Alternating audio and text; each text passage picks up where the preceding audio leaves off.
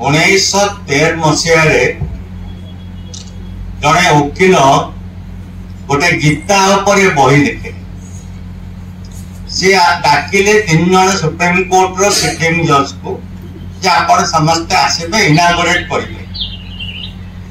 ठीक अछि सेतिक बेले मते जने व्यक्ति पचारिले ना नेबिनी जे ओडिसा रे साहित्य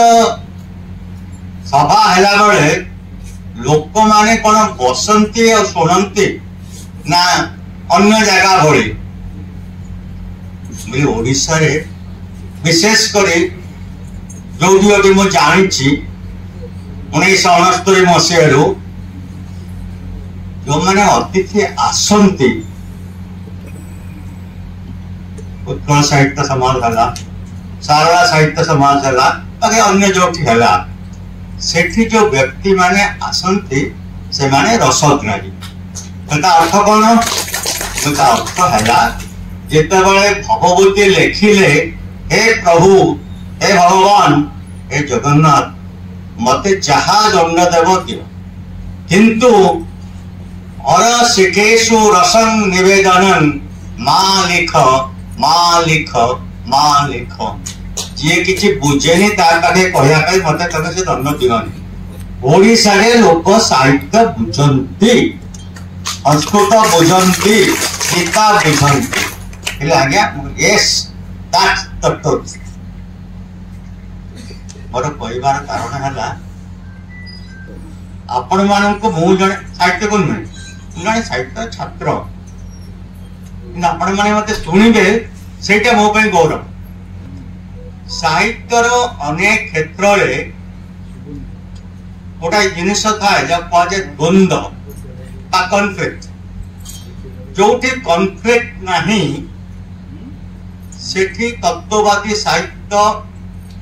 आसेनी यथा दिजण साहित्यकार दिजण लेखक जड़े हेले कालिदास शेक्सपियर कालिदास पढ़ी ना कालिदास शेक्सपियर पढ़ार संभावना नहीं से कहले पार्वती माधुर्य एवं शिवंकर चक्षु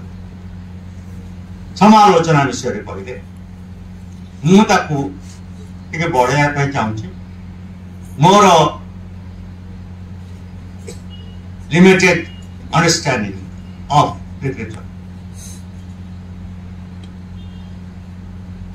कुमार संभवर पंचम सर्ग रे पार्वती तपस्या करुचंती शिवाज कौन आम करुच कौन दरकार से जाऊ तापर जड़े पार्वती मानी नहांती शिव तांकर निज रूप देखे सेठी कालिदास लिखिले तं दीक्ष बेपथुमती सरसांगरष्टि तापर अच्छी दे लाइन लास्ट लाइन का है शैलाधिराज तनय न जजऊ न तस्थौ ना से जाई पाले ना रही पाले किया पाले केमिति जेमिति गोटे मार्गा चला कोड़ी देव सिंधु गोटे नई बही जाउची बाटरे पत्थर लाजे गला किंबा पछगला पछकु गला गोटे द्वंद्व शेक्सपियर सेमिति हैमलेट लिखिले द्वंद्वर परिवेश कौन है दरकार नहीं टू बी और not to be that is the question के कहती हैमलेट चाहे मरिया पाई न मरिया पाई एग्जिस्ट करिवो non exist is not that way what to do that's the question एटा को साहित्य रे कहा जाए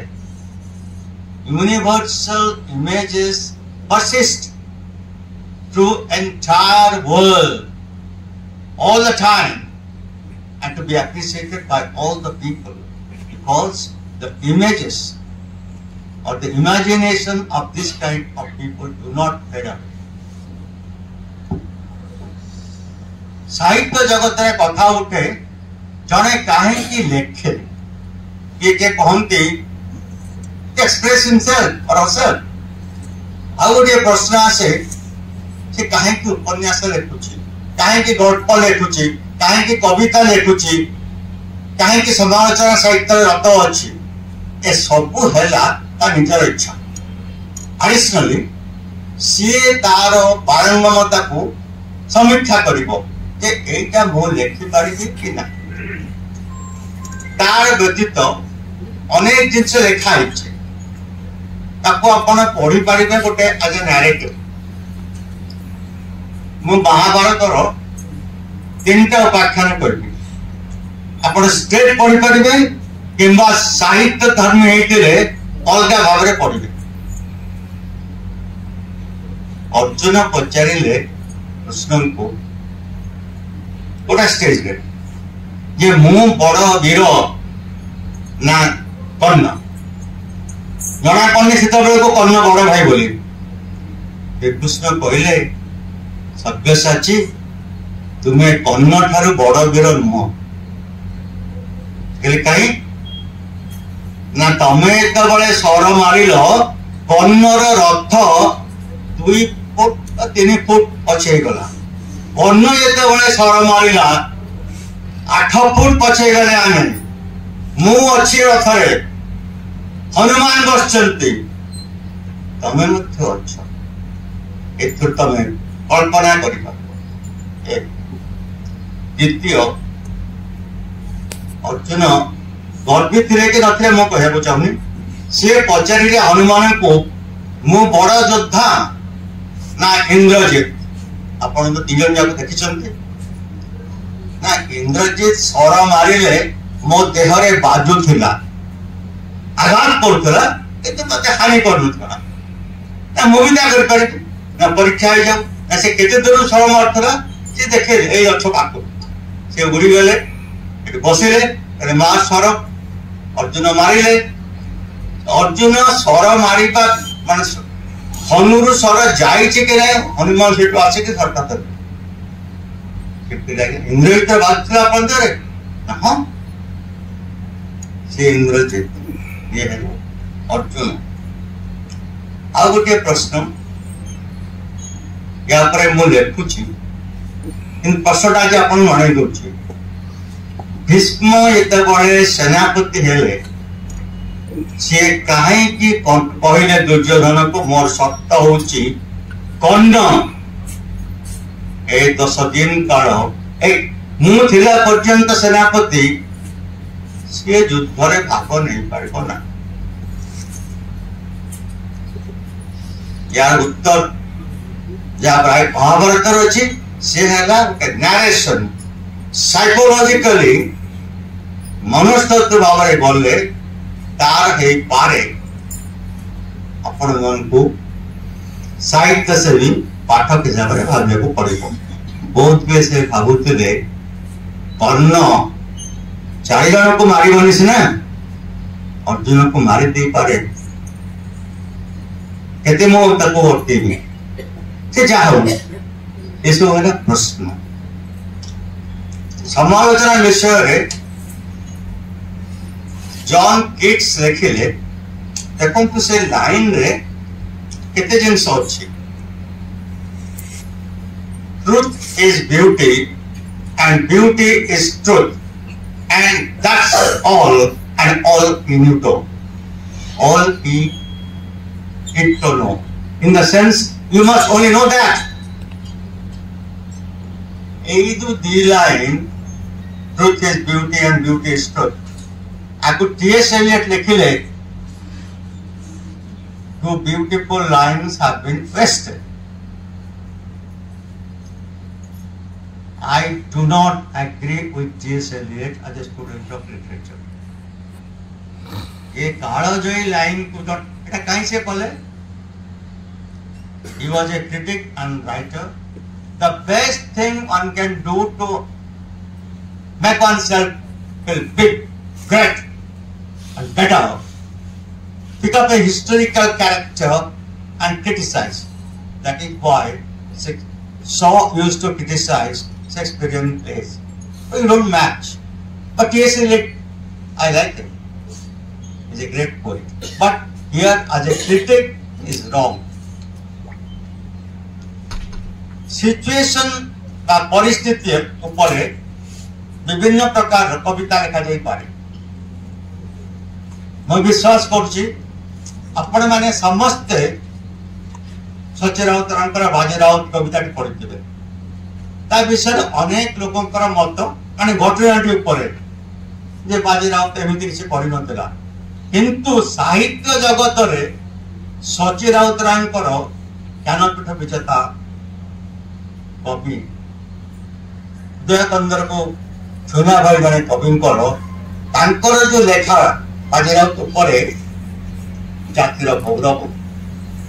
ओडियार गौरव साहित्यर गौरव एवं प्रत्येक पिला गोटे आदर्श घटना जाओ ठीक से भली इंग्लैंड रो इंग्लिश पोएट स्टीफन स्पेंडर गोटे महायुद्ध पर गोटे पिला गछ पाखे बसला ता घरे गोली बाजिला से नाटकीय ढंग से लिखिले गोटे poem Ultima ratio regum. Consider, was it worth? 10,000 गोली रे गोटे के मरे ये पिलाटा को कहीं मान दिस एक्सपोजेस ह्यूमैनिटी मानववादर गोटे परिचय किंतु सिचुएशन अलग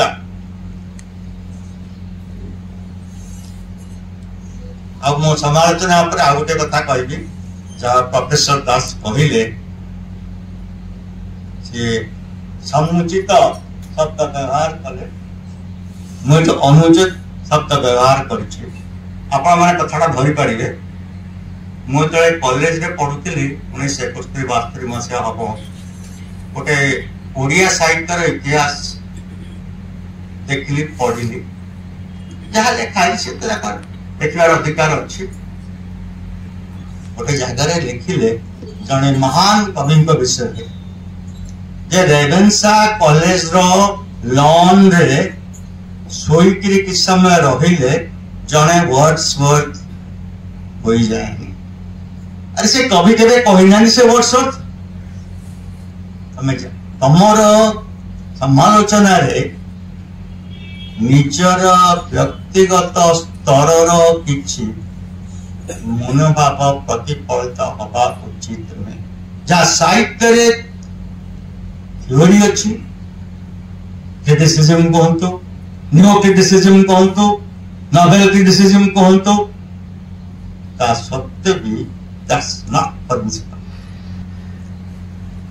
how do you control your temptation when you are in the